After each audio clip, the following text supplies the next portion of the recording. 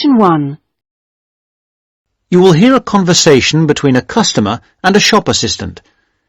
You will see that there is an example which has been done for you. On this occasion only, the conversation relating to this will be played first.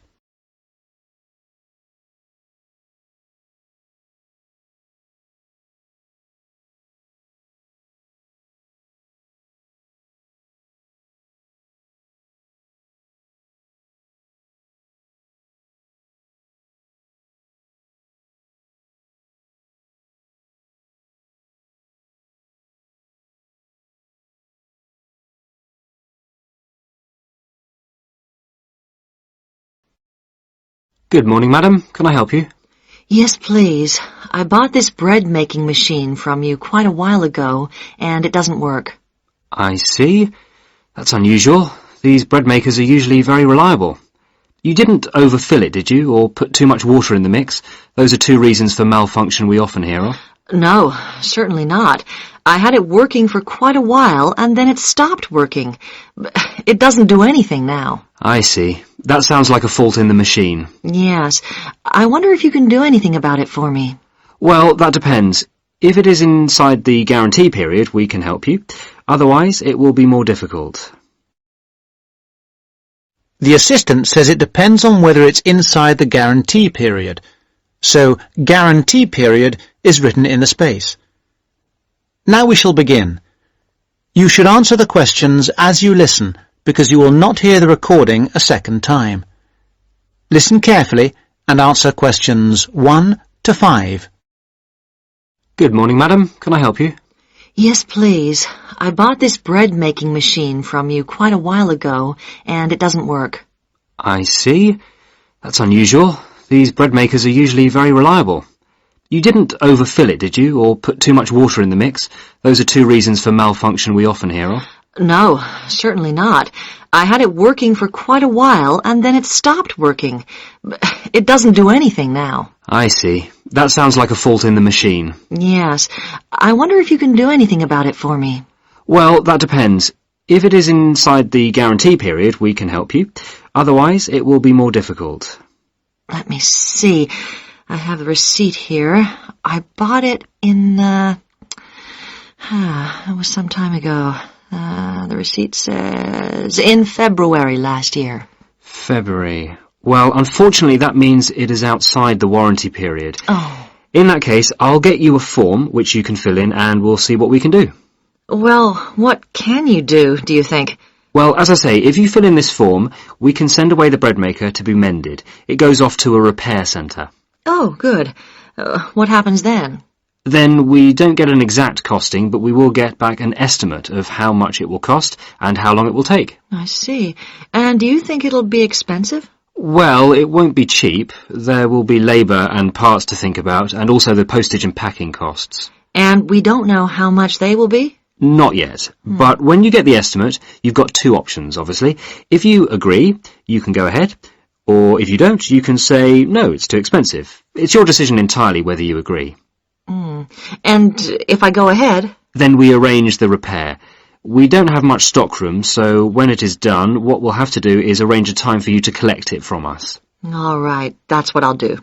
Just give me the receipt. Here you are. Just a minute, madam. I thought you said you bought the bread maker in February. That's right. Here's the date. 2/12/06. I think there's some mistake. In the UK, 2/12/06 is the 2nd of December 2006. Oh, of course. How stupid of me. Of course it is. So it's inside the warranty period.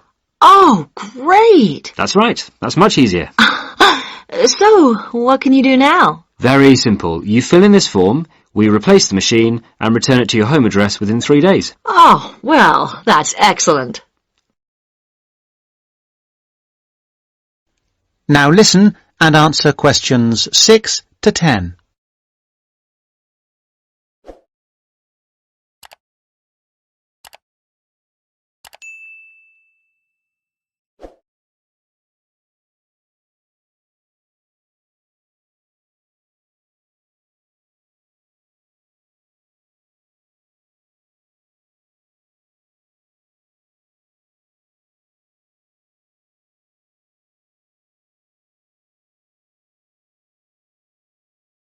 Now, let me have your details. Certainly. Now, this is a Gleeware Bread Maker 3.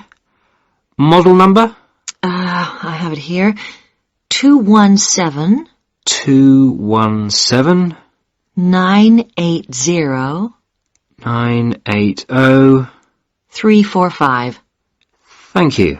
Now, where did you buy it? Was it here? No, it was in your shop in Bluewater. I see. Blue Water.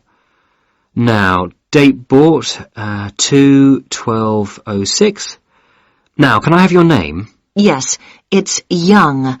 J.H. Young. That's... That's spelled Y-O-N-G-E. That's Young. I see. And your address? 15 Caper Cayley Gardens, Aberdeen. I should know this. Can you tell me?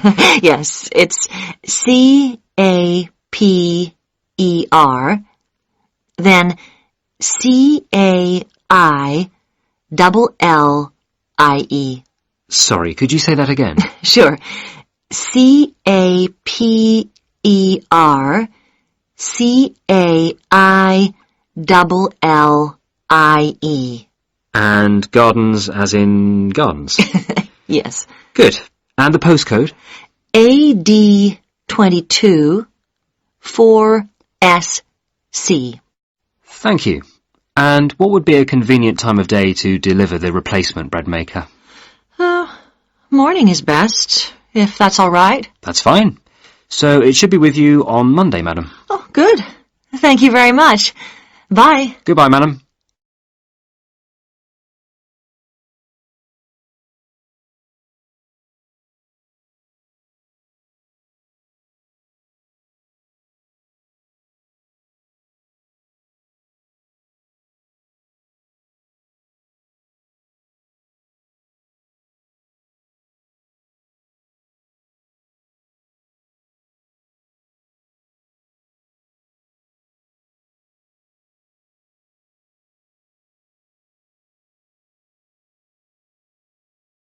Section 2. You will hear part of an introductory talk about a library. Listen and answer questions 11 to 15.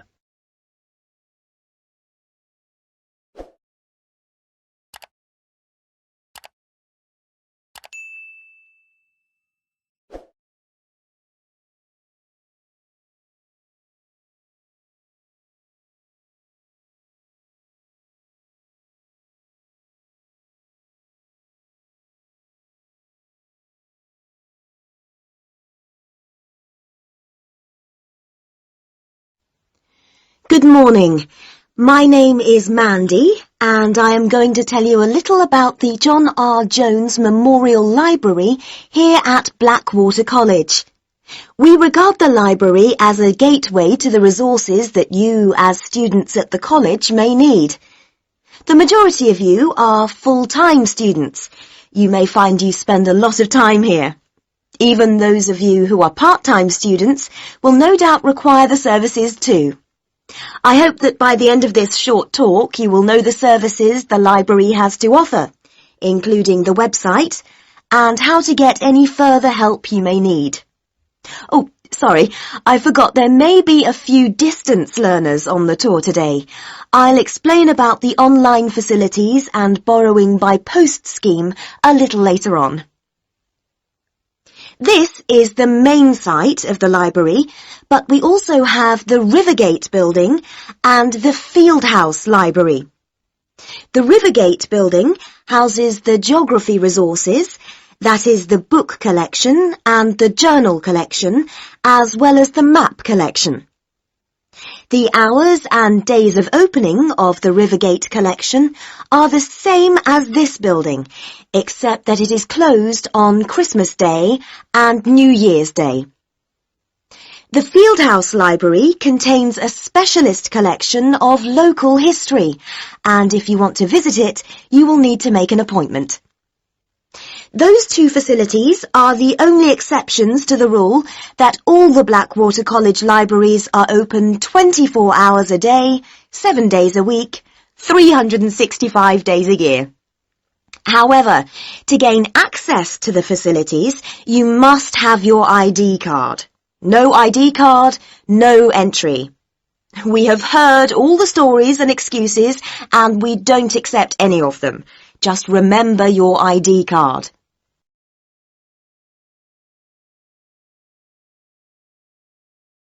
Now answer questions 16 to 20.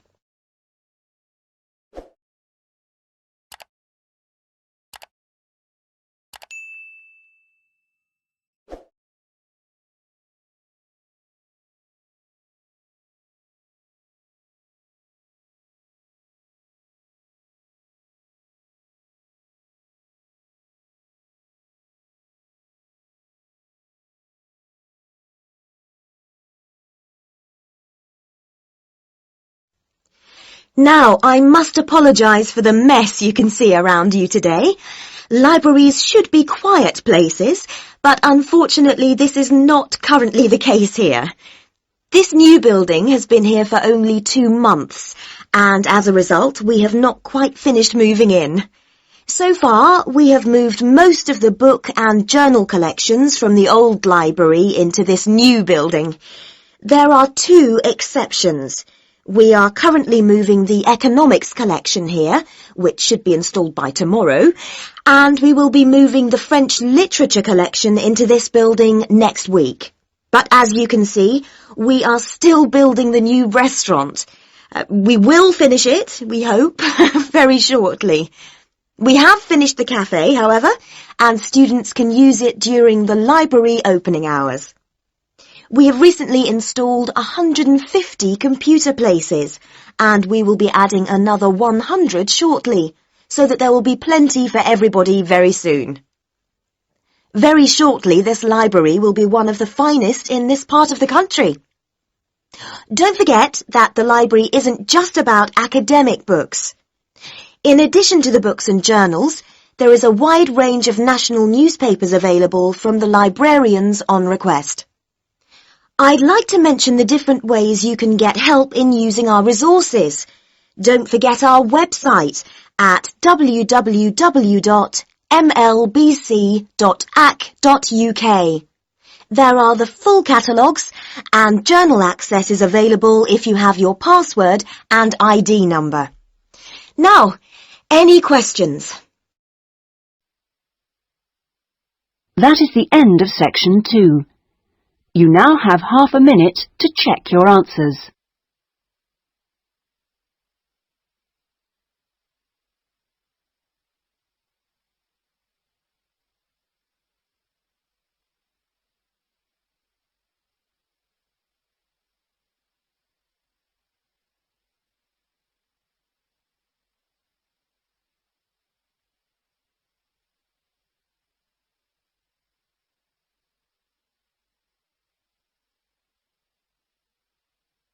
Now turn to section 3. Section 3. You will hear 2 students and their tutor discussing a wildlife presentation. First, you will have some time to look at questions 21 to 26.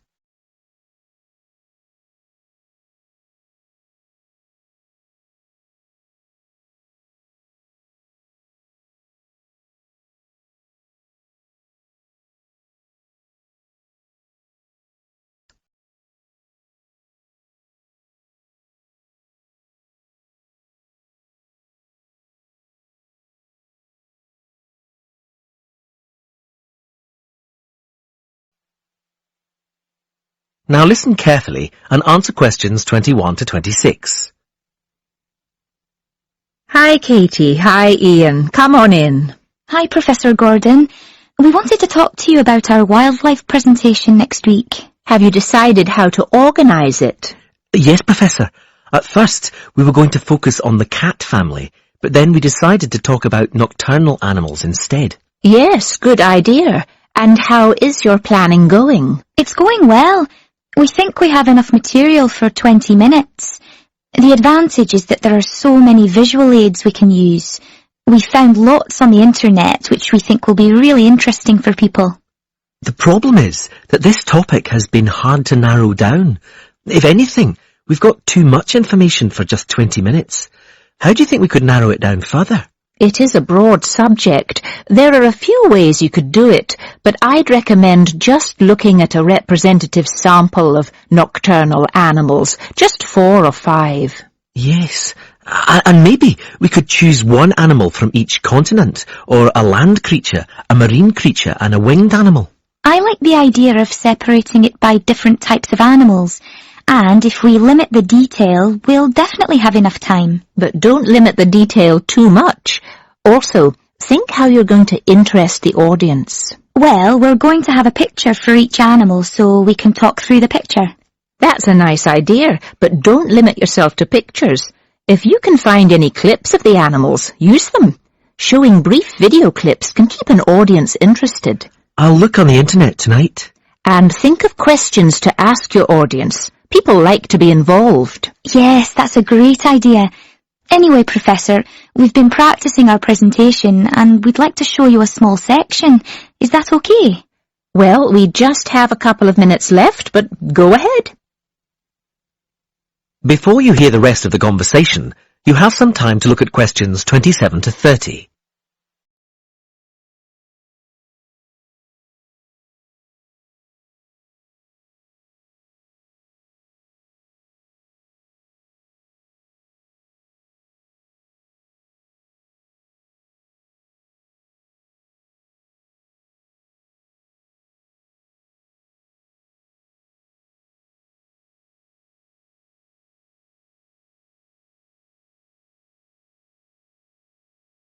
Now listen and answer questions 27 to 30.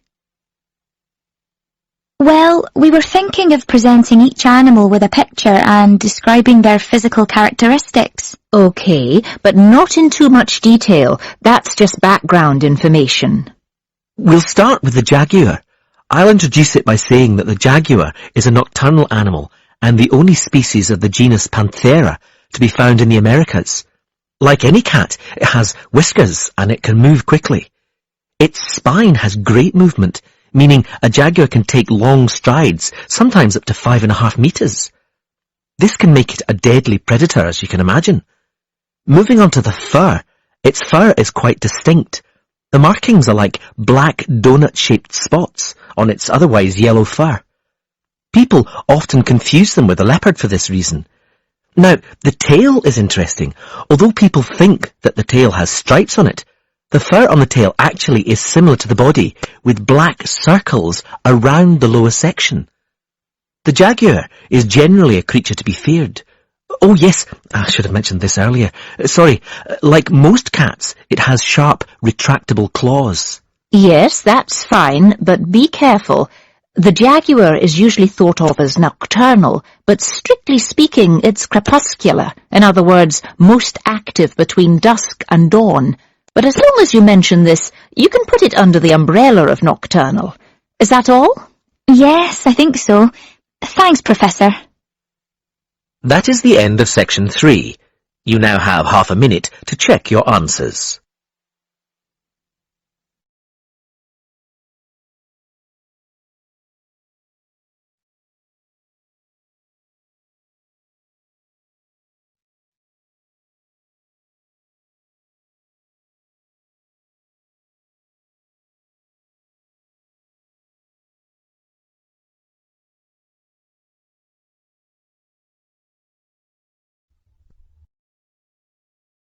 Now turn to Section 4. Section 4. You will hear part of a lecture about tea tree oil. First, you have some time to look at questions 31 to 40.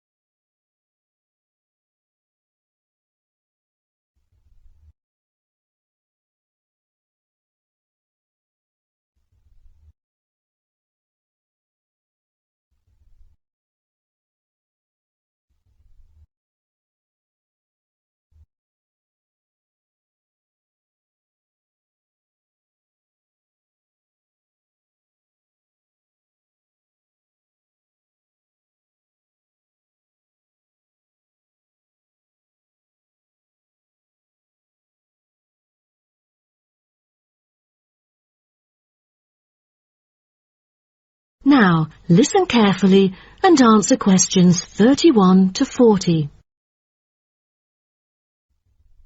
So, what I'm going to talk about to you today is something called tea tree oil, which was first extracted from Melaleuca alternifolia in Australia. This species remains the most important commercially. Several other species are cultivated for their oil extraction. There is a very long history of tea tree oil's use in aromatherapy. Traditionally, Melaleuca alternifolia leaves were crushed and the oil was inhaled by the Aborigines of Australia for the treatment of coughs, colds and also for the treatment of wounds. For instance, they chewed the young leaves to alleviate headaches and took them to treat sore throats or skin ailments. The Aborigines world was discovered by Willem Janszoon, a Dutch explorer who was the first European to sail to Australia. In 1606, he reached the northern coast of Australia in his ship. Then several voyages of exploration followed in the first half of the 17th century. The Dutch found it a paradise on earth for man's well-being, with timber, stone and lime for building. There was also plenty of salt, and the coast was full of fish. Besides, they found the characteristics of the diet there because they happened to meet 10 naked black Aborigines having a meal in the open air. While the value of tea tree oil originated from Australia, it was gradually known and tested by the outsiders. In the middle of the 18th century, Sir Hugh Palliser, an officer of the British Royal Navy who had been to Australia several times during that period, got serious injuries all over due to his experiences in several wars. For more than the last 15 or 16 years of his life, he seldom laid down on a bed because of the constant pain in his leg. Then he tried tea tree oil, as it was said that tea tree oil could operate as a very powerful immunostimulant for pre- and post-surgical care. The use of the name tea tree, also called paper bark trees, probably originated from Captain James Cook's description he made soon after he had arrived at the coast of New South Wales in 1770. At the time, he witnessed some Aborigines of Australia using one of the shrub's leaves to make an infused drink in place of tea. In the 1920s, some human clinical research and the documentation of many benefits associated with tea tree oil were credited, which were made by Dr. Arthur Penfold, an Australian government chemist. He investigated the business potential of a number of native extracted oils, then reported that tea tree oil was promising as it exhibited powerful antiseptic properties. But after World War II, the entry of antibiotics declined the use of natural products in medicine, which had a negative effect on the production of tea tree oil.